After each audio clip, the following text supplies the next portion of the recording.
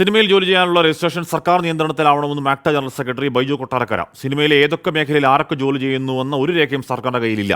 MACTA കോൺഫെഡറേഷനെ തച്ചുടച്ചത് 15-അംഗ power committee എന്നും ബൈജു കൊട്ടാരക്കര ആരോപിച്ചു.